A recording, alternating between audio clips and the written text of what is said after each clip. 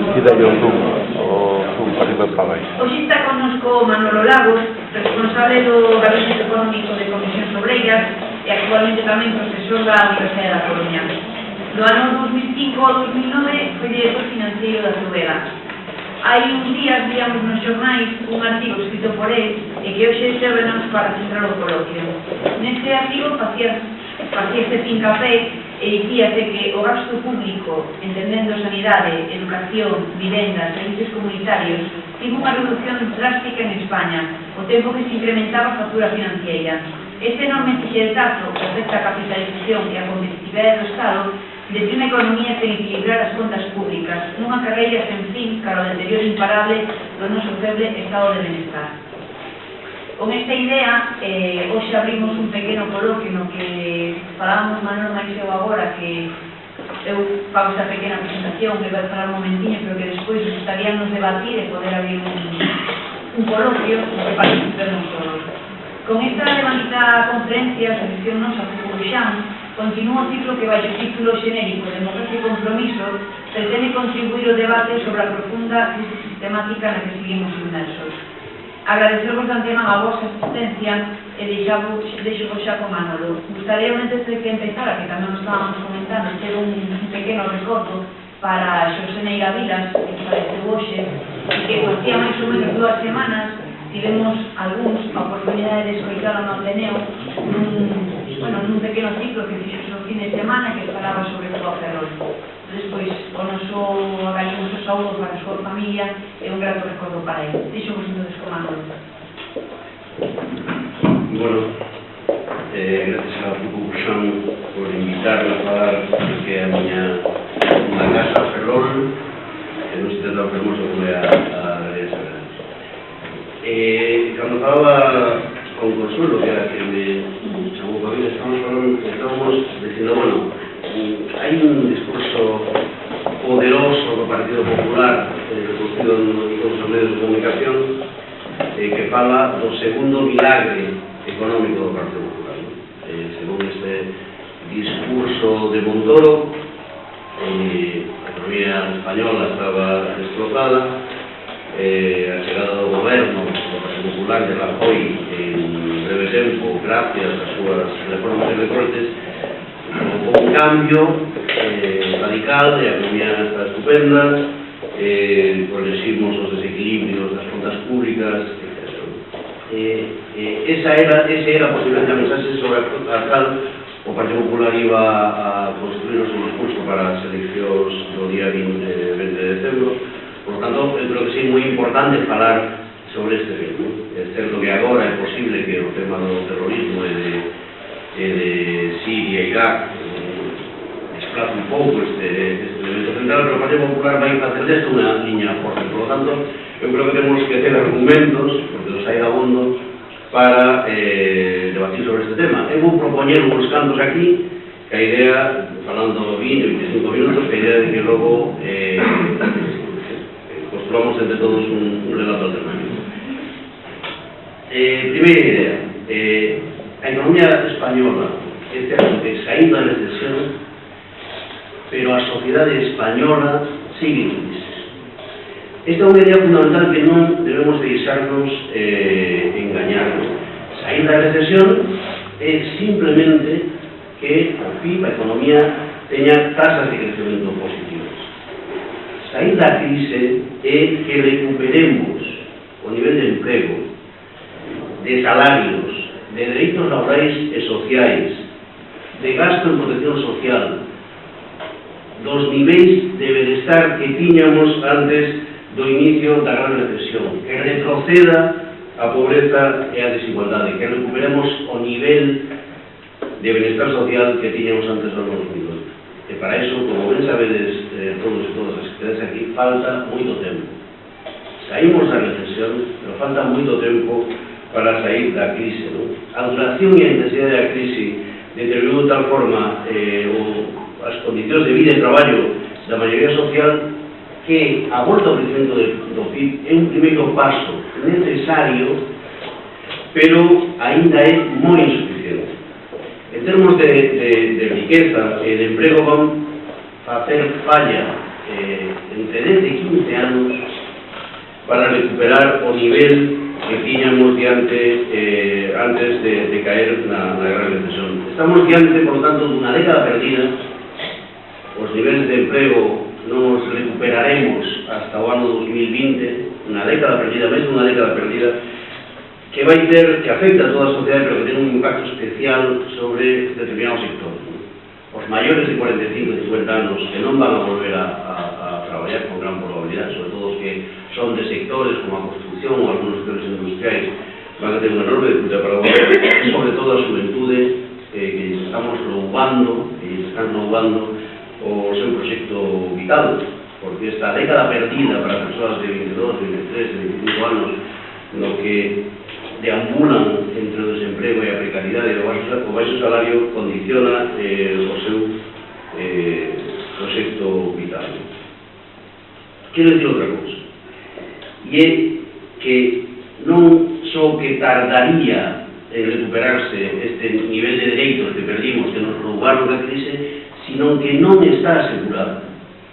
Por primeira vez, dende os anos 45, non é automático a recuperación da produción e do emprego, non é automático que esa recuperación se traslade outra vez a benestar da ciudadanía.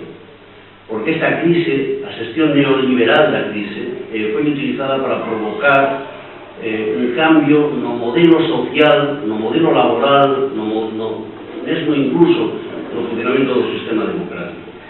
E non vai haber un automatismo, volver a crecementos do PIB, volver a que a economía volva a estar en tasas positivas, a que recuperemos os dereitos que temos perdido ou nos que retrocedimos neste tempo. Vai facer falla un intenso proceso de movilización social e política para que eso ocurra. Bueno, fomos agredidos polas políticas de austeridade porque hai un enorme recorte do gasto público. Eu vou decía nun artigo, ou vou decir en pesetas, o recorte en gasto público destinado a investimento e políticas sociais, era educación, etc., e investimento público, no ano 2014, no 2015 máis, é 50.000 millóns de euros máis baixo do que había no ano 2009, perdón. Eso, trasladado a diñeiro, son 8 billóns de pesetas. 8 billóns de pesetas. No que se recortaron os recursos públicos destinados ao investimento público e ao protección social. Neste mismo tempo, os recursos destinados a pagar intereses aos propietarios da débeda pública española, que non deixou de medrar, aumentaron en 17.000 millóns de euros. O Estado recorta 50.000 millóns de euros para poder pagar 17.000 millóns de euros máis os fondos, as entidades financeiras, os grandes patrimonios que investiron en débeda pública española. O digo claramente, sin un intenso proceso de movilización social e política que lle dé a volta a este durísimo asuste que sufrimos para recuperar as condicións de vida e traballo da maioría social, para reconstruir o deteriorado modelo social, non volveremos a donde estábamos. Nese sentido, eu digo claramente, son economista, pero son casi tanto máis militante político, eso ten un día sinalado claramente que o vence. Si logo deste proceso brutal de asuste, de política neoliberal, de gobernos de dereita, o día 20 hai unha maioría do Partido Popular, ou unha maioría do Partido Popular apoiado aos ciudadanos, ou unha maioría que incluye algunha forma máis, pero que inclúa a Mariano Rajoy como presidente de goberno, esa será o sinal de que non é que tardaremos 5 anos ou 10 anos en recuperar o que temos perdido. É o sinal de que unha batalla xa que terá que dar outra. Bueno, tamén vou falar de economía, non?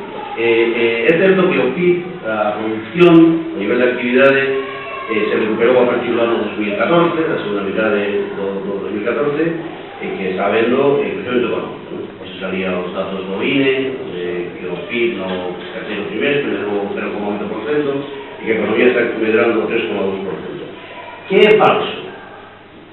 Falso é o discurso do goberno de que esa volta ao crecemento económico ten que ver ca súa política económica, que fundamentalmente foron dúas cuestións. Primeiro, a reforma laboral, porque a verdadeira axenda do goberno do Partido Popular é o ataque ao mundo do traballo, e segundo, as políticas de austeridade compulsiva. É unha incipiente recuperación que non ten que ver coa política económica que se está aplicando no noso país e nos outros países da Unión Europea. Non foi a austeridade compulsiva ni a devaluación salarial o que nos saca da recesión, sino todo o contrario. Mirad un exemplo. Os dous países do mundo capitalista máis desenvoltos, Estados Unidos e Gran Bretaña, a recesión do ano 2009 neses países durou hasta 8 meses. A recesión naceu en Estados Unidos, pero que Estados Unidos e Gran Bretaña, fora da disciplina do euro e da troika comunitaria, aplicaron unha política diferente e a recesión durou 18 meses. O único espazo do mundo no que a recesión durou 6 anos é exactamente a Unión Europea. E durou tanto porque se aplicaron políticas económicas, fundamentalmente monetarias e fiscais, e de devaluación salarial que afundiron a economía. O ciclo foi igual en todo o mundo. A economía entrou en unha profunda recesión no ano 2009, e aí o G20 empezou a aplicar unha política máis expansiva, e iso permitiu que a altura do 2010, cando o famoso plan de Zapatero da economía chegara casi a cero, aí a liña de Estados Unidos e Gran Bretaña foi que a economía seguiu crecendo, e en Europa o BCE, o Banco Central Europeo, no ano 2012-11 sube os tipos de interés. A Alemania impón as políticas de austeridade de recorte público. En ese momento se separan a evolución da economía europea da zona euro e a economía do resto dos países. Mientras que Gran Bretaña e Estados Unidos continúan hacia arriba, nos afundimos nunha recesión, na segunda recesión, que é la que estamos saindo agora no 2014. Quería decir que salir da recesión non ten tanto mérito,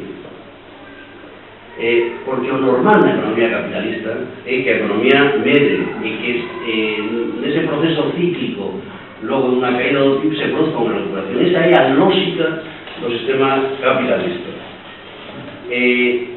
Vou vos dar un dato. Desde o ano 59, que vivía todavía o dictador Franco, que se aplicou en España unha cousa que se chamou o Plan de Estabilización, digamos que cando empeza a economía moderna en España, desde o ano 59 ata o ano 2007, en 50 anos, hubo 3 recesións na economía española. 3. Na do final dos anos 80, perdón, a mitad dos anos 80, a dos anos 81 e 82 e a dos anos 92 e 93. Foron recesións diferentes, con causas e con efectos distintos, pero todas tiveron unha nota común. Non duraron nin 2 anos, porque esa é a lógica do ciclo capitalista. Ninguna recesión en Europa, perdón, en España, nin en Europa, dende o final do ano 45, se estendeu durante 6 ou 7 anos. Por que sucedeu eso aquí?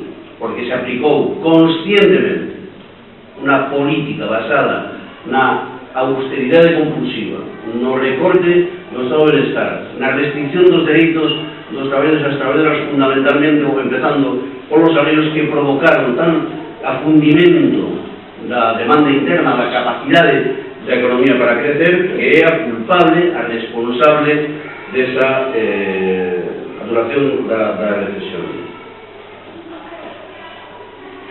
Para mí, isto permite tirar unha conclusión clara, que non foi a política económica do goberno PP, aplicando a marca receta da austeridade e deteriorando o mercado de traballo, o que nos sacou da recesión. É o contrario.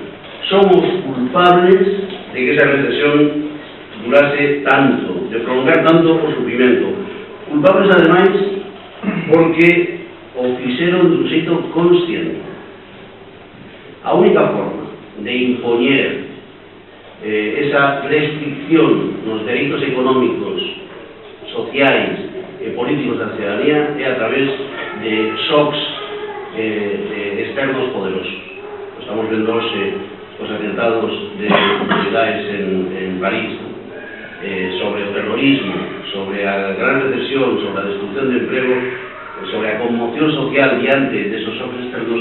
É posible impoñer cambios de modelos que afectan a elementos esenciais da nosa vida. Bueno, esta é a idea que quería decir, que a economía española sabe hoxe da recesión porque tamén o fai a economía europea. Existe unha enorme sincronía entre como se comporta a economía española e como se comporta a economía europea. Cando a economía europea no seu conjunto entra en recesión no ano 2009, nos vamos con ela.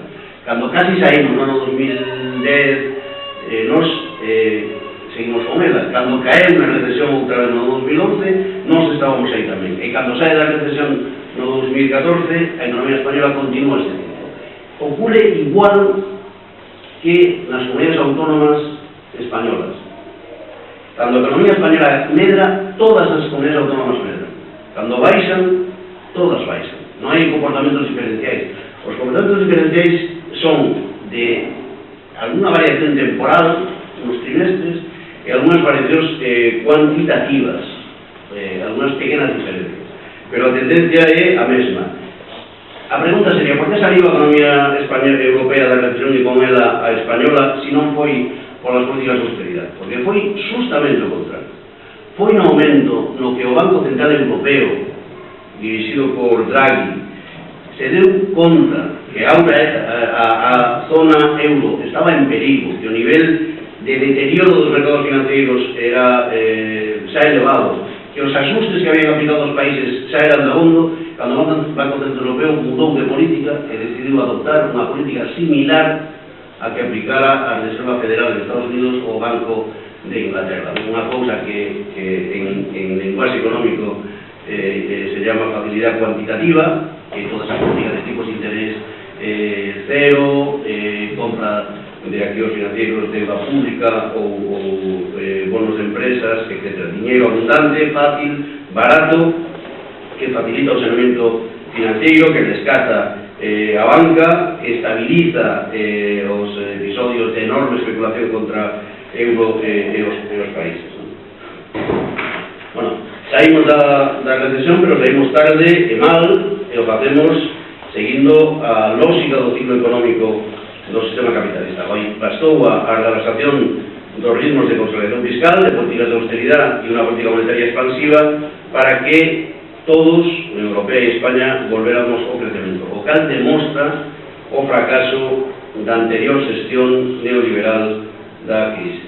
A este crecemento, isto é un discurso común, a este cambio provocado por esta expansión monetaria ten efectos colaterales positivos, non? Se devalúa o euro frente ao dólar e iso fai que as exportacións sexan máis fáciles e hai outros impactos externos positivos como é a caída dos precios do petróleo ou de outras materias primas que supoñen un incremento da riqueza dos países importadores.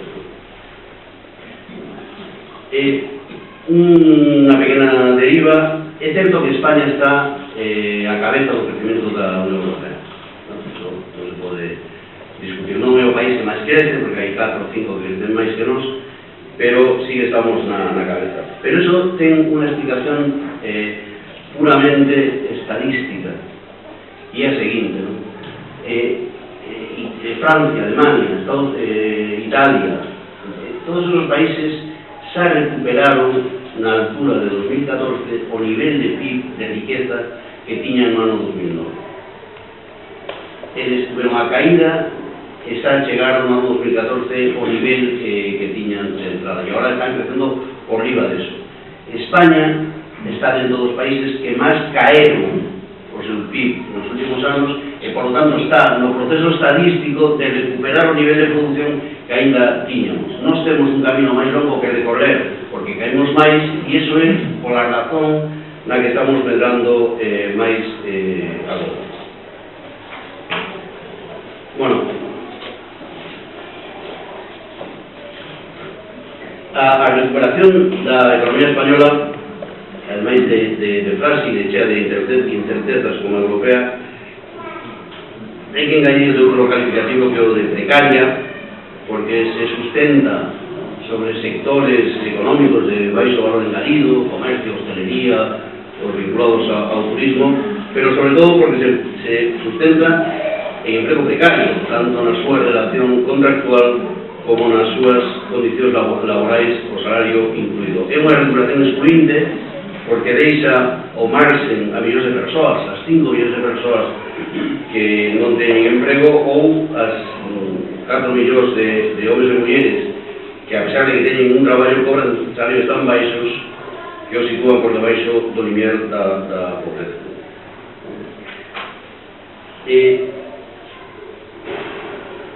Vamos a ver, en gran parte esta recuperación da economía está sustentándose sobre o que se coñece a devaluación salarial e os salarios baixos.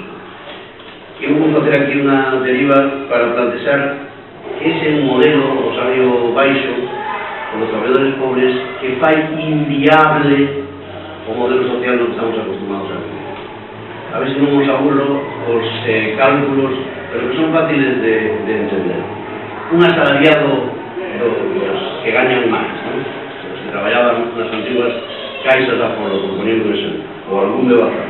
Un asalariado que gaña 2.500 euros netos ao mes ten a base de cotización máxima da Seguridade Social.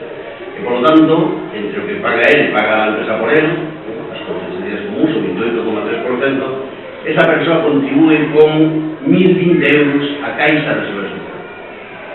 Por lo tanto, un só cotizante da base máxima de cotización paga unha pensión. O problema, sabedes, sempre están co ratio de cantos cotizantes hai e cantos pensionistas, e se o sistema é viable porque hai máis cotizantes ou menos cotizantes, máis pensionistas, bueno, eso é unha variable, pero a fundamental, que vou desenvolver agora a explicación, tamén é o salario. Unha persona de base de cotización máxima paga unha pensión. Unha persona con salario mínimo ten unha base de cotización de 756 euros e cotiza 214 euros. Por lo tanto, falla 5 para pagar unha pensión. Pero sabedes que o salario mínimo xa non é a último nivel, a última barreira no mercado de traballo. Agora temos o traballo a tempo parcial. Unha persona a tempo parcial que cobre 400 euros cotiza 130 euros ao mes. E, por lo tanto, van fallar 8 cotizantes para pagar unha pensión. O modelo, logo direi, a parte do modelo do Estado Social que son o sistema público de pensións, non é compatible con salarios de miseria. Pero non é só o sistema de pensións, sino o conjunto do Estado do Benestar. Eu digo, decía nun artigo, que deteriorar o traballo é un erro enorme para un país que forma parte do grupo dos máis grupo privilexiado dos países máis desenvolvidos do mundo. É un erro a corto plazo, porque xera traballadores pobres que son incapaces de vivir de forma independente do seu salario, pero tamén é un erro a longo plazo porque fai insostible o modelo social. Volvo a exemplo, un asalariado que teña ese salario de 2.500 euros netos ao mes paga por IRPF 12.000 euros ao ano. Por certo, se en vez de gañar isto por IRPF o fai como dentista, porque ten accións, porque ten propiedades inmobiliarias, pagaría casi a metade do que paga o asalariado. Pero bueno, un asalariado de 2.500 euros paga 12.000 euros por IRPF. Si destina todo eso ao consumo, paga 5.500 euros por IVA. E, por lo tanto, un asalariado máximo nivel de 2.500 euros netos, tributa por 17.500 euros.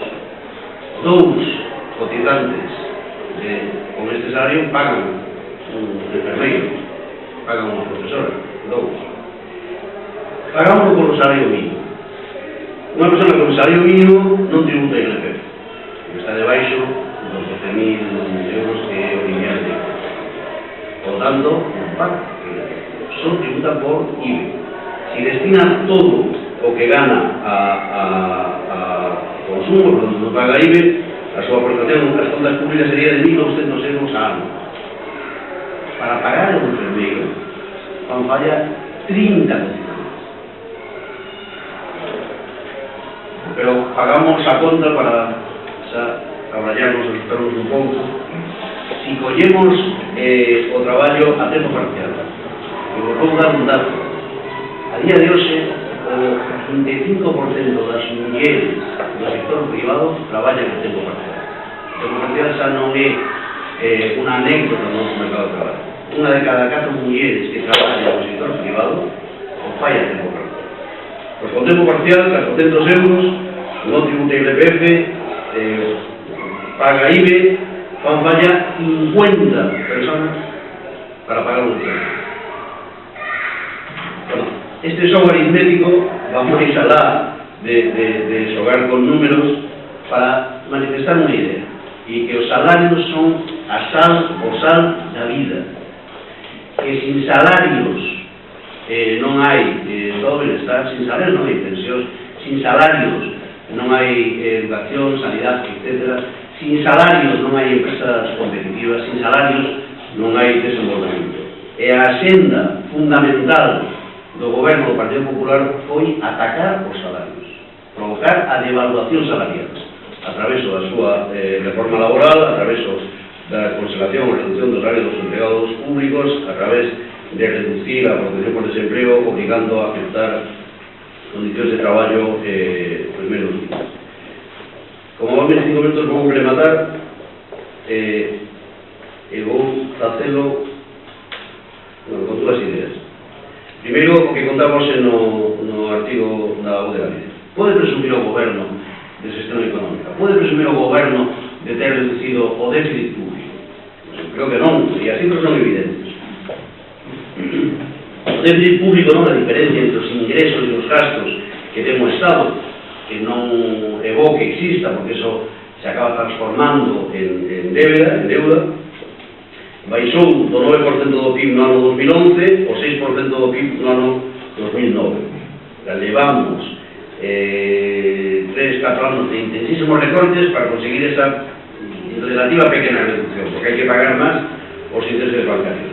Pero cando un ve o interior das cifras, queda claro que o goberno non ten nada do que está orgulloso, porque os que reduciron o déficit foron as comunidades autónomas, que recortando sanidade e educación melloraron en 36.000 millóns de euros as súas contas, e os concellos, que melloraron as súas contas en 14.000 millóns de euros.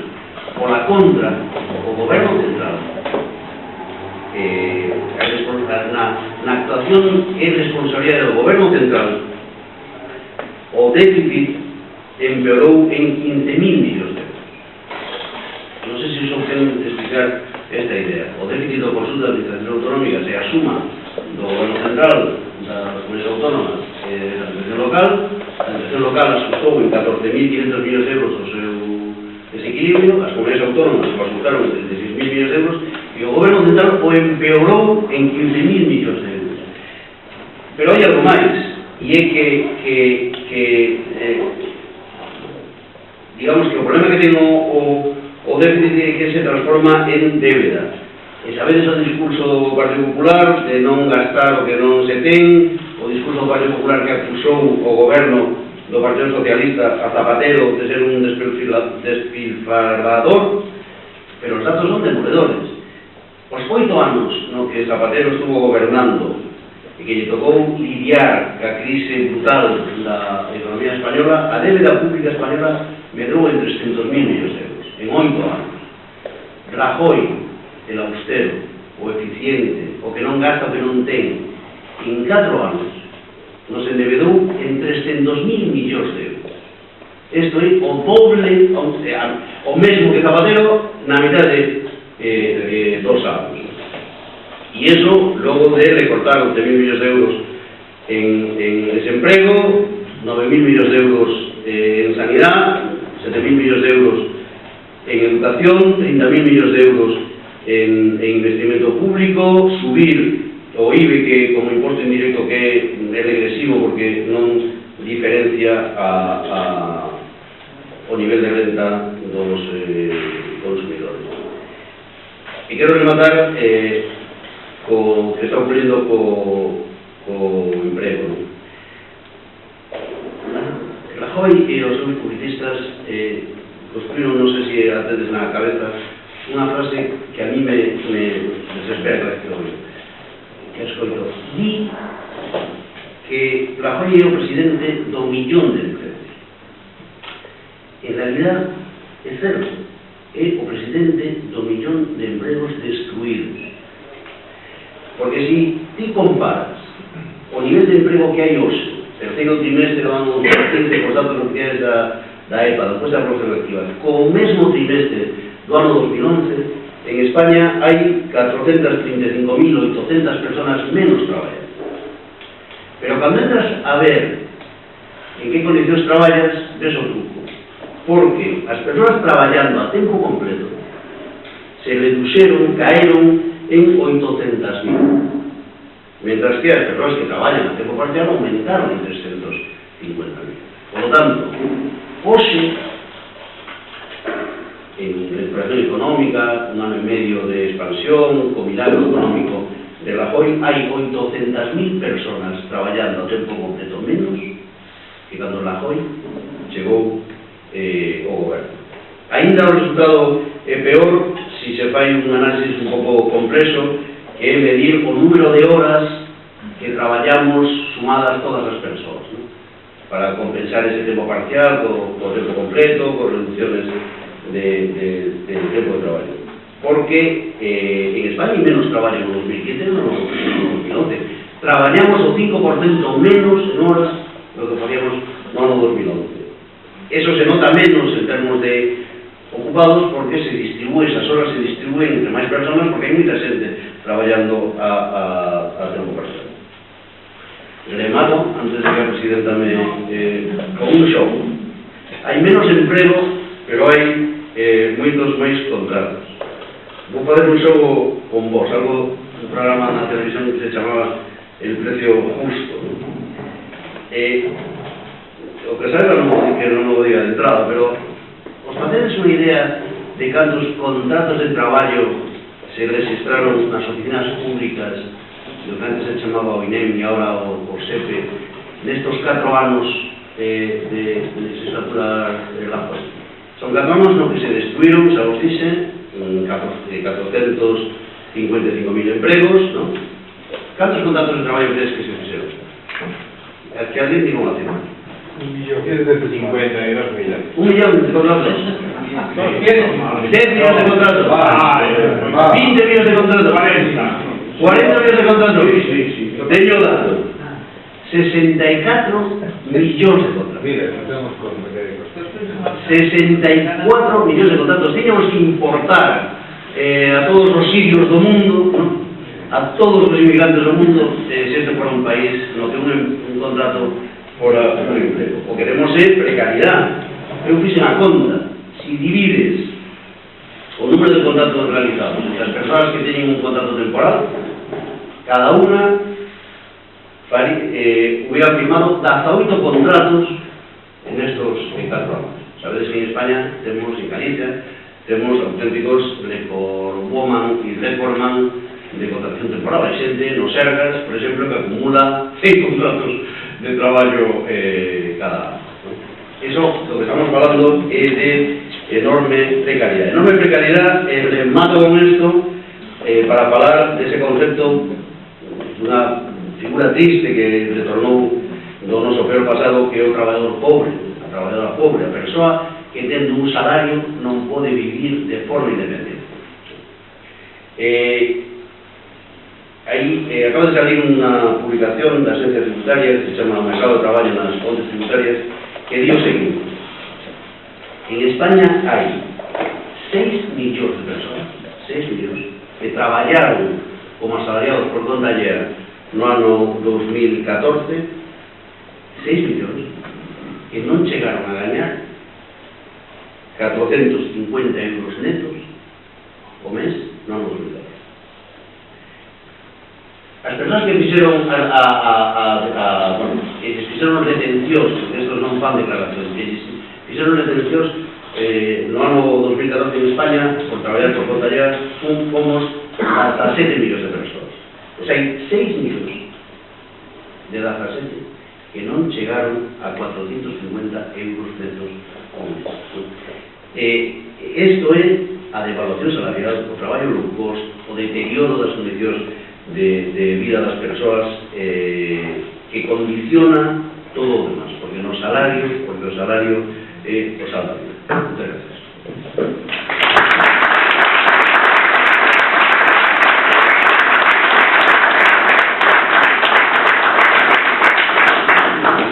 Se vos parece, abrimos unha roda de palabras, opinións ou... De acordo. Explicacións. ¿Puedo empezar? Sí. Bueno, vamos a ver. Si falas de la recesión o crecemento, como se sabe, nunha economía capitalista da crisis. E certo valía cando se acababa unha guerra. Se descortaba todo e que volver ao modelo productivo. Pero o capitalismo ten un problema. As crisis cíclicas, como aquí veis, dices, pode ser por o tema do petróleo, no 73, sei que, porque había tal. Pero agora, tal como está diseñada a Unión Europea, triunfando políticamente o neoliberalismo, o capitalismo salvaxe, como se lle quera chamar, o capitalismo todo considero salvaxe, hai un problema. Se fixe unha estructura de unidade europea donde se crea unha moneda única, pero non se fai do traballo previo que era a igualdade productiva, o nivel de acercamento fiscal entre os diferentes estados que forman a Comunidade Económica Europea. Non está facendo unha Europa dos traballadores, unha Europa social. Entón, claro, é lógico que ahora, despois de pasar unha Margaret Thatcher, despois de fundir os sindicatos fortes en Inglaterra, etc., se chega a esta situación. O capitalismo está facendo ben o seu traballo. Estamos en unha loita de clases, onde a economía, eles saben que está en unha loita de clases, pero os traballadores non. A prova palpable de que non sabemos que estamos en unha loita de clases é no sindicato onde estamos moitos, que os traballadores non solamente temos que pensar no día a día do mal que nos va a vida, como temos que afrontar, sino que os instrumentos que temos de loita para revertir eses baixos salarios, revertir nosas condicións de vida, vimos que volvemos truncados porque hasta tamén se apostou, se entrou con ese mensaje neoliberal por parte dos sindicatos de clase. E me vou a referir a eles. A ver, vamos a ver. Cando se chega Comisións Obreiras, é un sindicato de clase ben definido, incluso nos estatutos, para transformar socialmente a sociedade. Eso levaba a que os traballadores, cando avanzamos, é a base de conquistas. Entón, influímos nas políticas económicas, nas políticas sociales, e influímos tamén en que haya ese saber que te decías, estilo Bazán, etc. Pero eso é fruto dunha loita. Entón, se o modelo sindical abandona ese fruto de loita, quer decir que nos vamos a encontrar que o capital vai fazer ben o seu traballo. Entón, estamos vendo que agora todo se negocia. Entón, é como aquela atleta que mandas a correr un maratón. E claro, se ti non o tes entrenado, non vai todos os días por lo menos 15 kilómetros, irá o maratón, pero que non pasa daí da plaza de armas, tamén te sobrevive. Entón, é o que pasa cos sindicatos. Entón, digo eu, política sí, vamos a votar o 20D, hai que votar o PP, pero estamos vendo que as organizacións que temos os traballadores fallan e fan agua e asumen ese modelo. O asumen no momento no lugar que olvidan a loita e todo o dedican a negociar. Contra os traballadores, porque o sindicato non solamente é loitar con un convenio colectivo, é tamén a concienciación da clase obrera. Entón, eu pregunto, que opinas respecto ao poder que temos aí tamén, e o traballo que hai que facer de loitas para revertir o que ti planteas, que eu estou de acordo con ele, que o petista é distinto. Pero eu quero tamén solucións por parte das organizacións que como traballador me representan. Eu quero que sea algo máis que un discurso. É que non negocien no meu nome, que pagan, traballan. Gracias.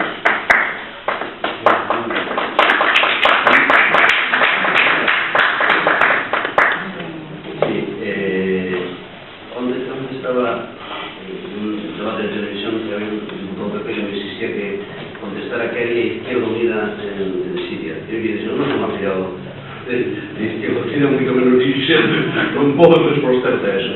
Eu son un afiliado de base de Comisión Europea, por tanto, o que vou dar aquí a miña opinión personal. Primeiro, quero decir, está, decíamos, a contradicción principal e a contradicción secundaria. Eu creo que, cando facemos a lista dos enemigos do povo, os sindicatos demostran que non está. No, non é mesmo enemigo sindicato. Por eso digo, porque cando estamos diciendo, pues, tú puedes dar la responsabilidad de la situación en la que estamos, hay que empezar pues, por Inditex, bueno, no, por el Banco Santander, por Inditex, por JP Morgan, por la Troika, por el Estado Europeo. Temos tanto chollo, pues que teñen a culpa que pagamos a nos, nos queda pouco tempo. Segundo, vamos a ver, eu creo que efectivamente o movimento sindical atraviesa unha situación de dificultad. Por qué? Porque o sindicalismo, creo que os movimentos sindicais son as organizacións que máis se parecen, que están máis perto, que mellor representan a realidade social e laboral. Por que o nivel de movilización social e sindical a loita por os primeros colectivos pues non é o mesmo que no ano 80, 85, vou poñer un par de exemplos do comercio, porque o 65% de cada momento ten un contrato precario, porque si faz un día de folga e cobras 645 euros, pois é fatal, porque os grandes núcleos de poder sindical onde traballaban 8.000 traballadores con contrato indefinido e todos co mesmo buzo que ponía a mesma nome da empresa detrás igual, e que tiña un enorme poder, pois ahora onde había 8.000 quedan 1.500 e 2.500, pois o papel que teñen quero dicir, eu estou de acordo contigo no que hai unha derrota da clase traballadora. Eu creo que todo o lío empezou, estou de acordo contigo, todo o lío empezou cando Margaret Thatcher foi quen de romper, de gañar, de destrozar a folga dos mineiros galeses do ano... Aí empezou, o sea, é un proceso longo, ten que ver a caída do muro de Berlín, o triunfo de Hitler de Thatcher, a globalización, hai moitos elementos, pero se tuviera que decir un momento no que a historia cambia é na derrota, porque a folga dos mineiros galeses e británicos foi enorme, en fin, os sindicatos deron aí todo, foron derrotados, utilizando todo tipo de propiedades. Eu creo que hai un problema na capacidade que ten a clase traballadora para impoñer, para manter os seus dereitos, e que eso se traslada miméticamente aos sindicatos.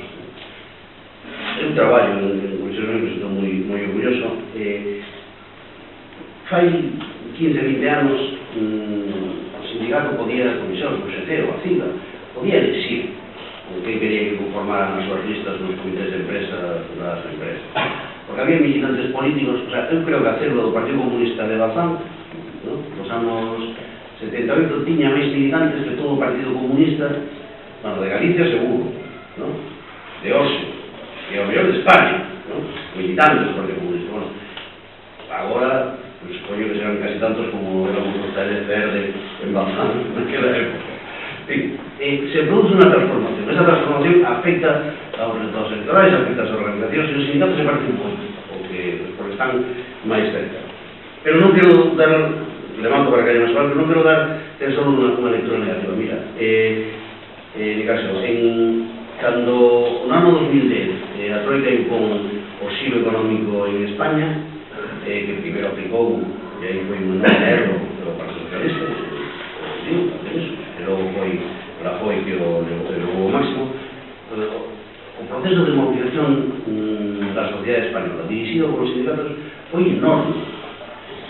Non nos recordamos porque o tempo pasa moi rápido, pero aí fixemos 3 folgas xerais non? De verdade, no mesmo ano a Rajoy e fixemos dúas folgas xerais que foi enormemente denunciado. As movilizacións, as manifestacións na rúa que se fixeron por temas laborais foron enormes, non? Que pasou? Que cando fixemos a segunda folga xeral a Rajoy, non? Pues debe ser no 2012, non? A sensación que tivemos todos é que había un fracaso. Por qué? Porque todos nos dimos de conta que Rajoy non era capaz de que quixera de mudar a súa política económica.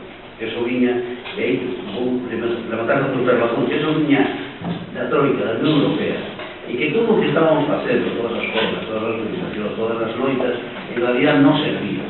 Mientras que no pasado, cada vez que organizamos unha gran movilización, había unha conquista, hai un momento que nos dimos conta que habíamos perdido, como os mineros galeses no ano 80. E aí tens toda a razón que a globalización, o alonxar o lugar de decisión económica e política dos países para concentrarlo nese ámbito confuso de exceso das institucións europeas, da globalización en xeral, nos ten debilitado, porque non somos quen de os povos, as sociedades, os traballadores, os sindicatos, de construir organizaciones, suxeitos políticos que actúen nese ámbito. E aí temos, eu creo que a principal febleza que temos as organizacións é que o poder sobra a nivel mundial e non xogamos no Estado-Nación de todo. Sí, me gustaría preguntarte dos breves preguntas. Una, ¿qué propuestas económicas propondrías para crear empleo y bienestar social? Una sería esta.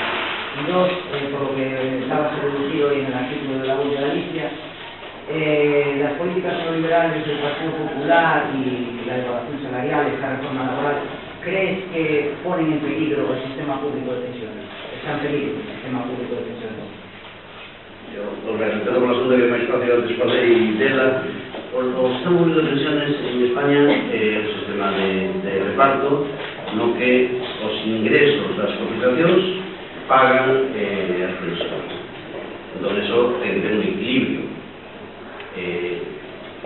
Certo, non ten que ser un equilibrio perfecto, e que hai cosas que se poden facer.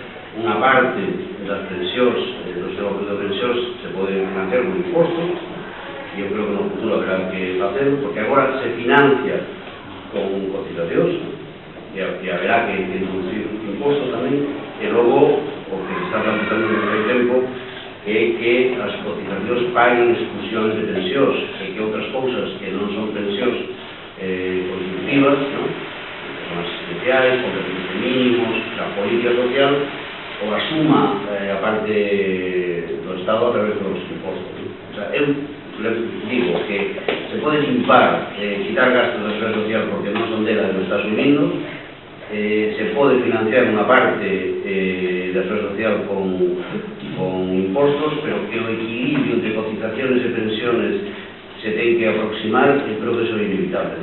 E iso se basean en dúas cuestións, non? Os ingresos teñen que crecer tanto como os gastos. Os gastos crecen porque cada vez hai máis pensionistas e porque as pensións dos que entran no sistema son máis altas das que abandonan o sistema porque deixan de cobrar a pensión, os que desaparecen. Sin embargo, os ingresos, na medida en que os salarios son cada vez máis baixos, cubren menos o modelo. En un ano, en 2 anos, en 3 anos, en 4 anos, volveremos a ter o nivel de ocupación que tiñamos 5 ou 6 anos, o nivel de ocupación que tiñamos no ano 2008. No, o sistema de seguridade social tiña un enorme superávit, gracias ao cual se constituou ese fondo de reserva. A debilidade que hai agora é o baixo salario. O baixo salario, si non hai un cambio, en fin, se non se empeza a recuperar o nivel salarial, vai estar afectado todo e o sistema de pensións claramente. Bueno, articular un programa alternativo de política económica é complicado, menos para facerlo así rápido. Para mí unha variable fundamental é o nivel salarial. Eu creo que isto é unha idea básica. O goberno construye un discurso dicindo temos que baixar os salarios para recuperar a competitividade exterior e así a economía porque exportará máis a saída da crise. 6 anos despois vemos que eso era completamente falso, que a comunidade exterior vai por outros camiños, que devaluar os salarios provoca un afundimento da demanda interna, que é a componente fundamental do crecemento e que é, ademais, a demanda interna, o consumo das familias, que depende do salario e das pensións, do que viven o 95% das empresas do país. Por tanto, unha estrategia de desenvolvemento real das empresas do país pasa por ese nivel salarial. Eu creo que eso sería a primeira peza. A segunda é utilizar a enorme capacidade que ten acumulado o noso país en termos de conhecemento, en termos empresariais, en termos de experiencia para desenvolver sectores industriais e económicos que teñan un pouco máis de solidez. E a veces se dice que non é posible facer política económica para desenvolver un sector económico, porque eso é o mercado, etc. En España se hizo unha política económica enorme durante 10 anos para desenvolver un sector de producción como foi a construcción. Se fixo con isto enorme. España construía máis vivendas que Francia, Alemania e Italia xuntos. Quero decir con isto que si concentramos os recursos, a intención, a política fiscal, a orientación da estrategia da política económica en desenvolver o sector industrial como fixemos a construcción, pois non habería problema en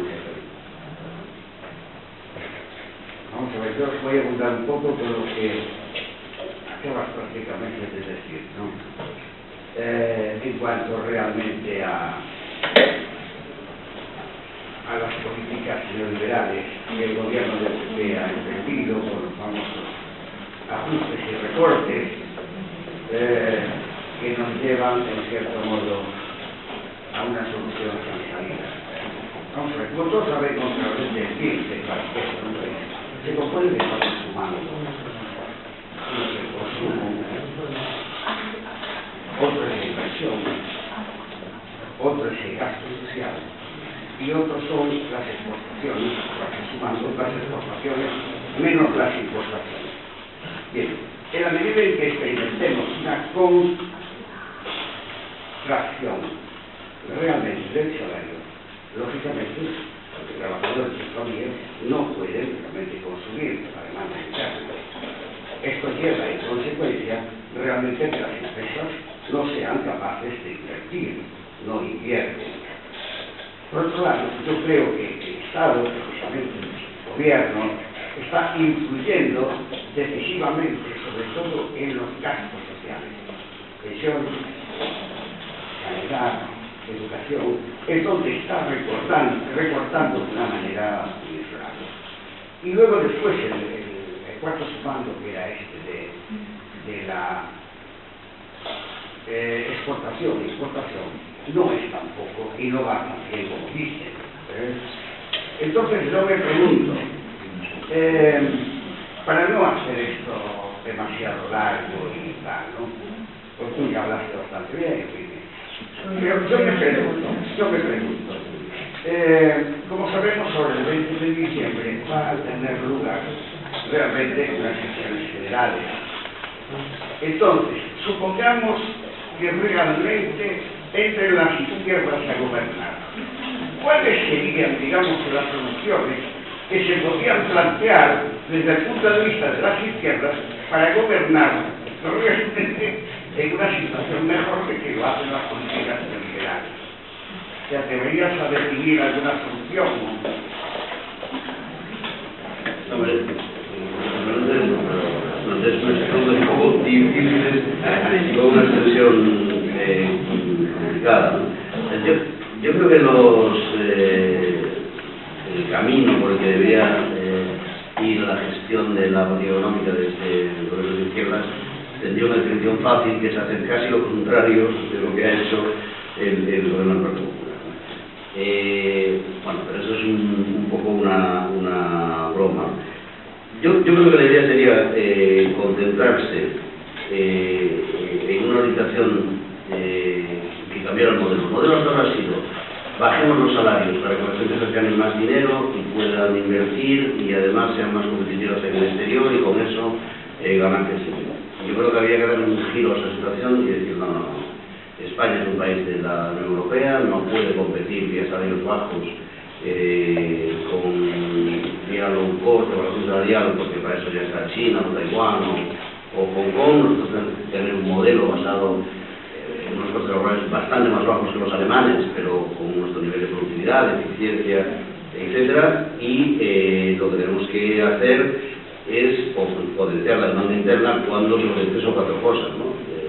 Salarios más altos, salario mínimo superior, ampliar las prestaciones por los empresas, tocar prestaciones para la gente sin ingresos, bien sea a través de las prestaciones de desempleo, bien sea la renta básica, bien sea rentas de subsistencia, etcétera, ¿no?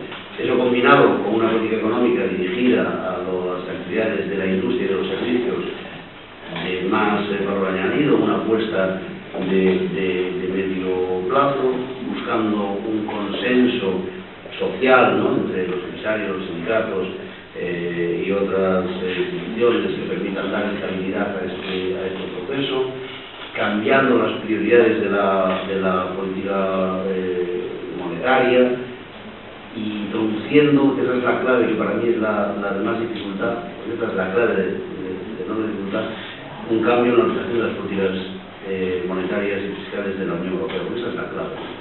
Yo creo que la gente que tomó el gobierno en Grecia intentó hacer una cosa así, pero la Unión Europea la política se lo decidió, ¿no?, de que aplicasen eso, ¿no? Pues ahí yo creo que el grandísimo, más que una respuesta que voy a dar una preocupación, yo creo que el grandísimo problema que tiene la construcción de un programa económico alternativo de la izquierda en cualquier país es el marco restrictivo que la Unión Europea va a hacer, ¿no?, y la capacidad que tienen los especuladores en el mercado para destrozar el país.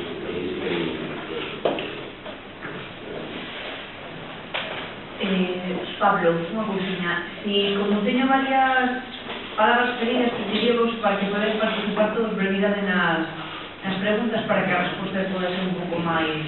Tomara por Pablo. Sí, bueno, aí le vai a ser un pouco complicado a esa petición. De todas maneiras, home, a mí aí me reconforta pois que Manolo, de alguma maneira, vexa unha alternativa a esta situación, porque eu, personalmente, son bastante máis pesimista que ele, son bastante máis pesimista. É dicir, eu teño claro que a situación que estamos atravesando desde fai 5, 6, 7, 8 anos é fruto dunha estrategia perfectamente calculada. É dicir, subyace unha profundidade ideolóxica nunca vista hasta este momento. É dicir, a situación que se está dando hoxe non ten nada que ver, pero para nada, a de fai solamente 15 anos. É dicir, hoxe podemos decir que quen manda no mundo non son os gobernos, son as multinacionales. Así de claro, é dicir, que da mesma maneira que en Estados Unidos quenes poñían presidente, quenes sacaban presidente eran as grandes empresas, eso ahora está pasándose aquí en Europa tamén. Entonces, partindo deso, é dicir, está claro que hai unha estrategia totalmente definida, calculada, e o objetivo era chegar á situación que temos hoxe. Por lo tanto, eu vexo difícil, por non decir imposible, que poida haber unha recuperación en uns anos X, 10 anos, 12 anos. Eu penso que non vai haber posibilidade. Eu, por suposto, non teño pensado dela. É dicir, a situación que vivíamos fai 10, 15 anos, eu estou seguro que non a vou haber. É que vamos a empeorar. Entonces, o tema é o siguiente. Estaba perfectamente calculado. Se trataba de derribar o sistema político social da Unión Europea, de Europa. O objetivo era equiparar a Europa con o sistema yanqui. O están conseguindo. E creo que non vai a ser posible, a non ser que haya pois algo máis que movilización na calle. Eu a veces fago un análisis moi simple, a verdade que simple, pero sencillo, pero creo que dá a entender un pouco a situación. Podemos pensar que hoxe hai 5 millóns de parados, é dicir, 5 millóns ou algo máis de 5 millóns, porque eu conto que aqueles que cobran 400 euros, pois son parados, na práctica. É dicir, están traballando, pero que realmente o seu traballo non vale para ter unha vida digna. Por lo tanto, metámolo como parado. En 5 anos, que se pode incorporar, ou en 6 anos, que número de traballadores se poden incorporar ao mercado de traballo? 2 millóns. Eso é hostia, 2 millóns de traballadores tal, en condicións dignas, con salarios dignos. Eu creo que non. Vai haber 3, 4 millóns de persoas que xa hoxe non teñen futuro, non van a ter futuro, o sea, esa é a práctica, o sea, non van a ter futuro, non vai haber posibilidade de que encontren traballo. Entonces, a situación, a movilización, evidentemente, esa é a clave, a movilización, aparte de medidas políticas. As medidas políticas, non sei se esas medidas que está, de alguma maneira, Manolo plantexando na mesa, serían posibles plantexadas coa situación actual. Entonces, eu vexo un panorama que, como non hai algo máis que movilización na calle, que non vamos a ter posibilidade ninguna de recuperar. Porque, claro, a recuperación non é esta recuperación. A recuperación o que está facendo é paradóxico, Cando ti pensabas que cando se recupera o sistema ou a situación actual, pois o normal hubiera sido que esa recuperación beneficiara a aquelas capas sociais da ciudadanía máis perjudicadas. Pero non é así. É que resulta que hai os ricos son máis ricos e ademais se incrementa o número de ricos. Pero fijademos, que está pasando? Bueno, pois nos está dicindo esa situación que aquela xente que tiñamos un salario digno, que tiñamos unhas condicións máis ou menos aptas para poder sobrevivir, ese dinheiro, unha parte dese dinheiro, nos lo están mangando esa xente. Entonces, é unha situación que desde logo non sei ben que pasar, porque claro, decía Manolo, mencionaba o tema griego, aí está, temos un exemplo, temos un exemplo, é dicir, que ten que pasar? Que ten que pasar, porque evidentemente hai outro riesgo ademais, En Europa non solamente están facendo políticas neoliberais os populares europeos, ni a dereita, non, é que se están enganchando aqueles partidos que se decían socialdemócratas. Estamos vendo algúns exemplos, como por exemplo o tema de Ucrania, donde se está apostando por a extrema dereita ucraniana, e detrás todos. O mismo pasa en Alemania, donde a socialdemocracia alemana está colaborando aí. É dicir, en definitiva, vexo unha situación difícil de salir, moi difícil de salir, e creo que vai a ter que haber algo máis que movilización na calle. Vai a ter que haber algo máis. Entonces, a pregunta, de alguna vez xa contestabas a un compañeiro aí diante, era que medidas de tipo político serían necesarias para poder salir de esta situación. Entonces, de alguna maneira quixera dar a contestación antes, pero bueno, eu estou preocupado porque de verdad eu non lle vexo unha salida a non ser que sea unha salida pois casi revolucionaria en Europa. Xa non estou falando de España, porque o problema é europeo. Entonces, non sei que opinas, Manolo, en todo caso, estou de acordo con o que estás a plantexar na mesa, pero que entendas que eu teño un nivel de pesimismo importante, non? La situación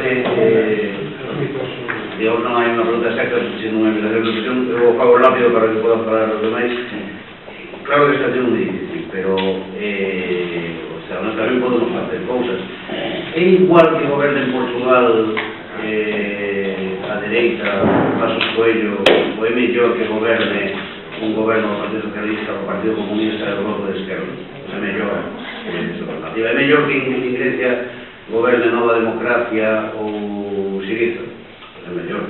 que é mellor que goberne en España. Mariano Rajoy o que goberne Pedro Sánchez apoyado en Podemos e Izquierda Unida, é evidente, non quero decir, eu todo bueno contigo, non sacar enormemente complicada que requiere un proceso de movilización enorme, social, de político, y que eso se da en múltiples lugares de la actuación. Un deles, fundamental para mí, o terreno político, sin ninguna duda.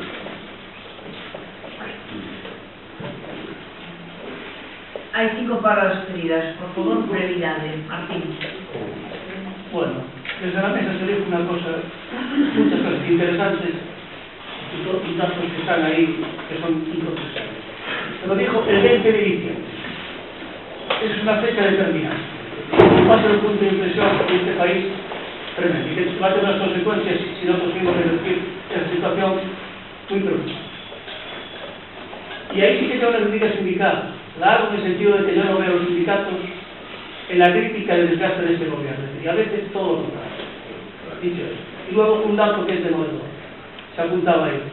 Hay en este país millones de personas que no van a poder trabajar. Y otro dato que no sé si, y otro dato que no van a volver a trabajar. Y hay un dato que ya es real ahora. Ahora hay 2 millones que no cobran prestación, si no me equivoco. Una cosa. Es realmente tremendo. Este país tolera situaciones que ni Francia, ni Alemania, ni ningún país europeo admitiría, ¿no? Por tanto, el día 20 es un día determinante. Yo creo que ahí tiene que ser el día fundamental para el futuro de este país, para mejorarlo nacionalmente.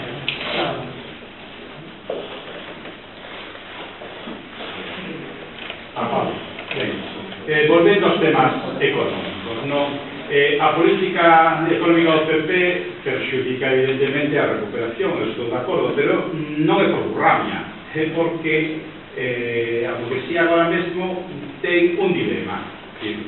As políticas que axudarían a sair da crisis perxudican a tasa de beneficios, e estas políticas que están aplicando as aplican porque maximizan a tasa de beneficios. Entón, entre unha acción e outra, sempre van a optar pola tasa de beneficios. É como os empresarios poden asumir si sería bon elevar o poder adquisitivo da población porque así habría máis consumo, máis actividade económica, sí, pero despois resulta que ningún empresario está disposto a renunciar a posibilidades de aplicar a reforma laboral para recortar os salarios aos seus traballadores. Entón, ao final, como todos recortan os salarios, hai un recorte salarial xeral e as consecuencias son estas.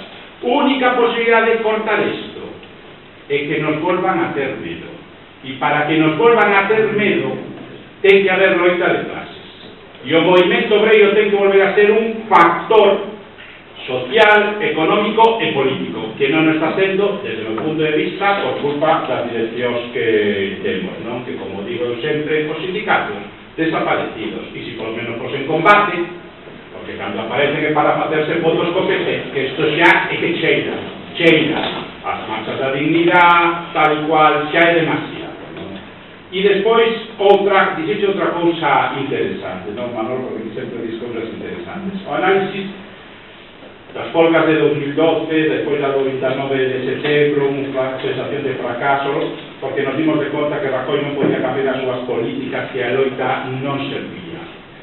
Non, o que demostra eso son os límites da loita sindical para defender os intereses dos traballadores.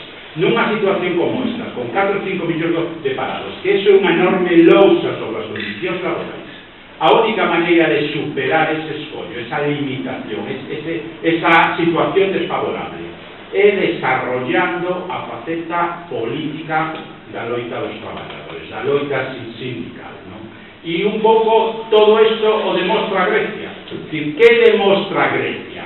Que non se poden aplicar políticas anticapitalistas dentro do capitalismo. Entón, ou cuestionas o sistema ou non hai outra, é dicir, ou a tragar, non hai máis. Entón, aquí o que fai falta é que a clase obreira pase de ser unha clase en sí, que o é, e volva a ser unha clase para sí.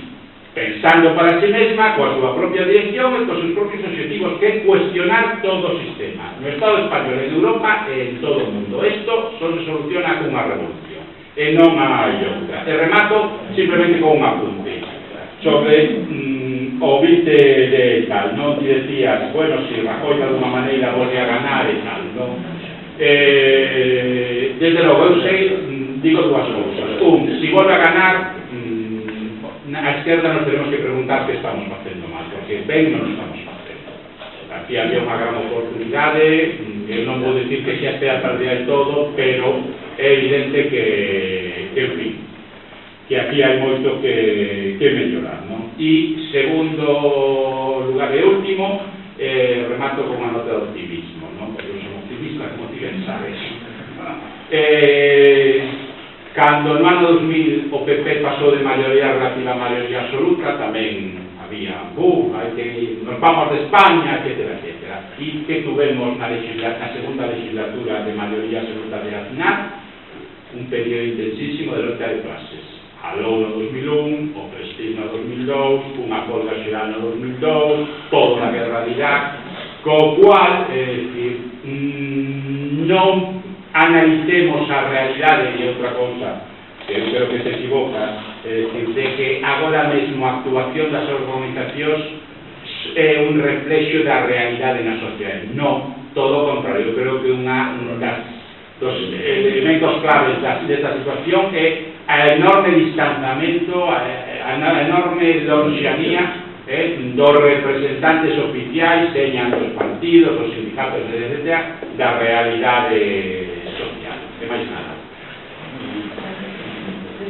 María. Yo también, dos comentarios nada más. Estoy de acuerdo con que es cierto que nos está enterrando la devaluación salarial, es cierto. Lo que pasa es que tampoco estamos ayudando, desde el punto de vista sindical, yo creo que tampoco se está ayudando a que no ocurra esa devaluación salarial. La firma del acuerdo marco de negociación colectiva, donde se fija como criterio una subida salarial de hasta un 1%, pues la verdad es que no ayuda a nada a que los salarios se actualicen y que se recupere la pérdida de poder adquisitivo en todos estos años. Y después otra propuesta que desde el mundo sindical se rechazó, que es una propuesta de Izquierda Unida, que es limitar los salarios máximos, creo que si no me equivoco, a 10 veces el salario mínimo, que fue rechazada por comisiones, porque pues tampoco parece que ayude un poco a... No creo que obedezca, por lo menos en este caso, a la idea de recuperar los salarios. Entonces, creo que un poco al hilo de lo que comentabas, que los sindicatos son un reflejo de la gente, de lo que ocurre realmente en la calle. Estoy con Shakira en eso, no es verdad. La gente busca, se ve que busca organizaciones, unas vías a través de las que manifestarse, protestar, pero no les recuerdo. La gente sale a la calle, si la llaman, se ven las movilizaciones, las mareas. Cuando se le llamó por la sanidad pública sale, cuando se le llama por luchar contra las normas o las leyes de la ley del aborto sale. La gente está buscando canales para poder manifestarse y protestar y no los encuentra. Antes los encontraba, y antes los encontraba en el sindicato, porque tenían ahí una vía, lo que decía antes un compañero, es decir, el sindicato también tiene un deber de concienciación de la clase trabajadora. Es decir, hay una especie de sinergia, que ahora ya no la hay. La gente sigue buscando, gente protestar y no encuentra cómo. María, no, porque la parte que son reflexiones, yo os comparto muchas de ellas, no opino nada porque los que son todos mejor que yo, pero una cosa concreta es la firma esta del, digo brevemente para calcular, la firma del 1% en el ANC. Hasta el 1%. Eso creo yo, una pequeña explicación, la realidad de la negociación colectiva en España hasta el año 2015 es que los incrementos salariales que se pactaban eran del 0,3, el incremento medio del 0,3, del 0,4, cuando no reducciones salariales. El ANC 2015-2017 nace con la idea de, bueno, ya se acabó la fase de bajar los salarios, vamos a empezar a recuperar. Yo creo que hasta el 1% se quedó corto. Yo creo que la idea con la que el señor estuvo negociando ahí, yo fui a unas reuniones con los economistas de la patronal, no con la dirección de la patronal, pero con los economistas nosotros estábamos planteando que fuera el 1,5 y el 2,5 en vez del 1 y el 2.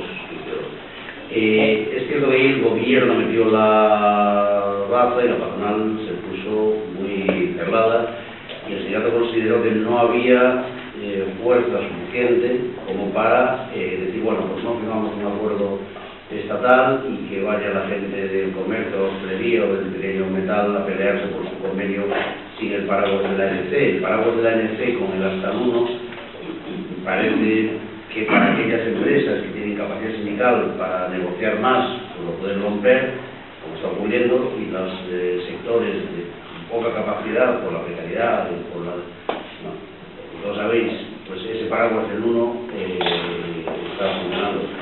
Lo hicimos también con una idea, con una constatación, porque de lo que se habla es de recuperar el poder adquisitivo. El poder adquisitivo es la diferencia entre lo que dicen los salarios y lo que varía la inflación. Si la inflación es el 2 y el salario sube el 2, el poder adquisitivo es 0. O sea, da lo mismo que tú subas el 2% del salario si la inflación es el 2, ¿no? Aquí hay gente mayor en los países que negoció convenios colectivos en los que se subía el 27% del salario, porque el IPC en el año 77, la inflación en el año 77 era del 27%. Pero al final lo importante es la diferencia entre lo que sube el salario y lo que sube la inflación. Cuando negociamos eso ya se sabía que la inflación en el año 2015 iba a estar en tasas negativas.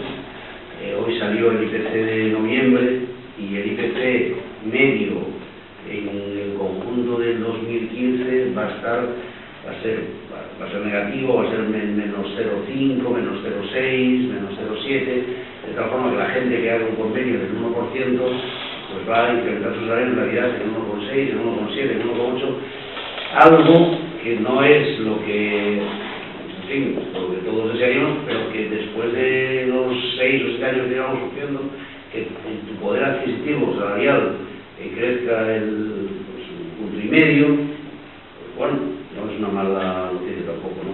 A veces nos juega mucho el efecto, ¿cómo se llama eso en economía? Bueno, la inclusión monetaria, ¿no? La inclusión monetaria, o sea, bueno, pues el 1% es una mierda, pero si la inflación es el 0,5, el menos 0,5, ganas un 1,5. Mi madre lo dice siempre con los tipos de interés de la cuenta que tiene el banco. Me pagan el 0,5, digo, ya no hablo, la inflación es negativa, en realidad te están dando un 1% de interés real. Si le pagaran el 20% y la inflación fuera al 20%, ella pensaría que bien que me dan el 20%. La ilusión monetaria es lo que nos hace pasar. Quedan 2 palabras, Rafa. Muy rápidamente. Bueno, vamos a ver.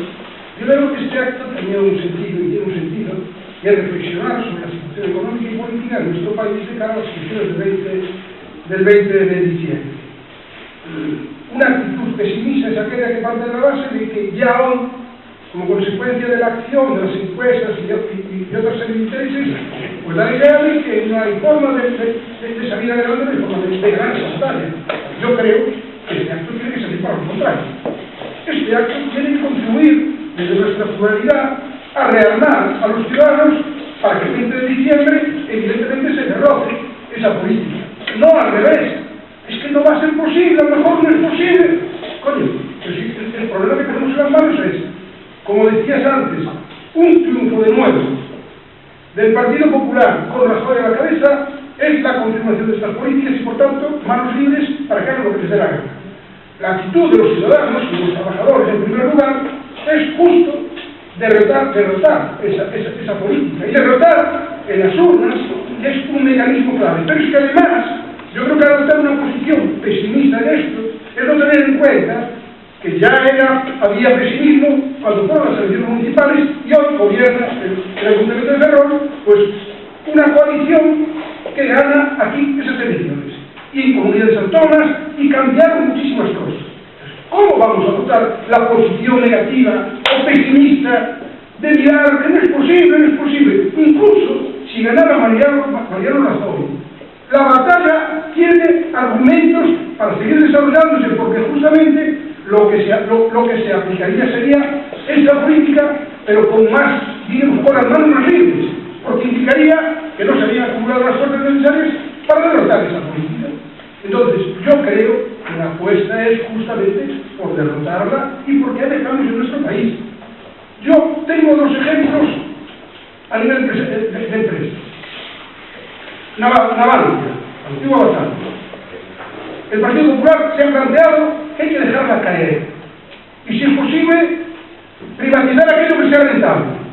Las políticas de privatización han estado presentes. Es más, políticas de privatización siendo Navantia una empresa pública, porque ha metido compañías auxiliares en determinados sectores de la empresa que se han llevado a la tecnología de Navantia. Porque en el fondo es buscar mecanismos, igual que en la sanidad y en otras, para llevarse los beneficios de la empresa pública a manos privadas. Otra, Abengoa. Abengoa, siendo una gran empresa, una extraordinaria empresa y en dimensiones considerables, está en quiebra, está caída.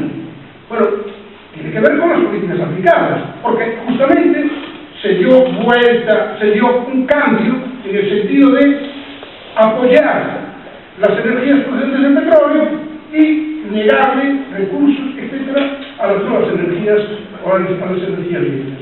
Entonces, es evidente que si gana el Partido Popular, si Rajoy continúa, se van a seguir destrozando muchas de las conquistas sociales y muchos de los sectores que, entre otras cosas, aportan desde el punto de vista público, pues, diríamos sectores de empleo, etc. Yo, al menos, soy bastante más optimista. Y pobre de nosotros que partamos de la base de que vengan a hacer, porque todos estamos poniendo. Y termino diciendo que este acto tiene como sentido la reflexión, evidentemente colectiva y plural, pero no me veo mirando para el 20 y diciendo, no me haga hacer, me meto en casa, me esconda. No, justamente lo contrario. Y esa batalla que se va a librar ahora, que se está librando ahora, de cara al 20 de diciembre, joder, la hemos librado a lo largo de los años en condiciones muchísimo más difíciles, con otros factores, pero muchísimo más difíciles. Y si ganara Rajoy, tendríamos que seguir peleando y haciendo otros como este, para ver exactamente cómo armarnos y cómo defendernos mejor. Para mí.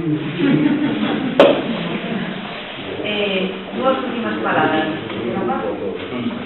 Intentaré ser breve. A Unión Europea está negociando un tratado de libre comercio con Estados Unidos. Creo que eso va a ser muy perjudicial para los ciudadanos. Por otra parte, España creo que avanza hacia una segunda transición. O sea, moitas das forzas que van a concurrir ás vinderas eleccións plantean reformas na Constitución. A Constitución é a norma soberana por a que se rige unha sociedade. Que pensa vostede da posibilidade de que alguna forza plantese unha enmienda na que, por exemplo, os puntos principais de un tratado económico que asine España ou, por exemplo, a Unión Europea, que está España, sean sometidos ao referendo do povo. E que o povo, por exemplo, eventualmente se oponga a eses puntos. Podría frenar ese tratado, ou a lo menos contribuir a que se debata sobre él, porque non sabemos prácticamente nada. Que pensa vostede sobre esa posibilidad? Si hai alguna forza que plantese unha enmienda ou unha reforma de Constitución en ese sentido, primera pregunta. Y segundo, si hay diálogo. El bloque en concreto eso no está siendo propuesto por mí, ¿no? Creo que hay formas que están pensando, no podemos máis, creo que tamén que existan máis referéndums, ¿no? Pero un referéndum concreto para validar acordos de comercio internacional, creo que en concreto non. Eu non estou seguro que eso deba estar nunha constitución. Non sei, si estou de acordo contigo que o TTIP é unha amenaza, non? Porque para as condicións de vida e de traballo dos europeos e dos norteamericanos, porque isto non é exactamente un exercicio de imperialismo americano sobre Europa, é un exercicio de poder das multinacionais dos dous continentes sobre os outros continentes. Sabedes que hai muita xente en Estados Unidos que está en contra do TTIP porque devalúa dereitos que les teñen, que están por riba, que están máis regulados, o control da industria financiera, por poner un exemplo. Estados Unidos está máis regulado que aquí, os bancos aquí son máis piratas que alá. Eu creo que o TTIP, tal como se sabe, se sospeita, que está formulado actualmente de un instrumento peligroso de desregulación, ¿no? De desregulación sobre donde hai regulacións, que é no mercado de traballo, nos servicios públicos, nos temas de consumo, etc. E que requeriría, desde logo, un debate social moito máis amplio, un proceso que o reprende, que se non é a través do referéndum teria que ser pues, un enorme debate no Parlamento con posicións explícitas de todo o mundo, buscando maiorías cualificadas para a aprobación dese, non digo unanimidade, non, pero maiorías cualificadas para a aprobación do TTIP, que sin dúbida ten consecuencias profundas, a maioría de las negativas profundas, sobre os ciudadanos de Europa e de Europa. Última palabra, por favor, brevidade, porque estamos xa fora de tempo, vale? Bueno, yo quería decir que tenemos que una reflexión muy buena. Me hubiera gustado su última palabra y no, pero bueno, me hubiera gustado escuchar alguna propuesta positiva, porque no ha habido más que críticas.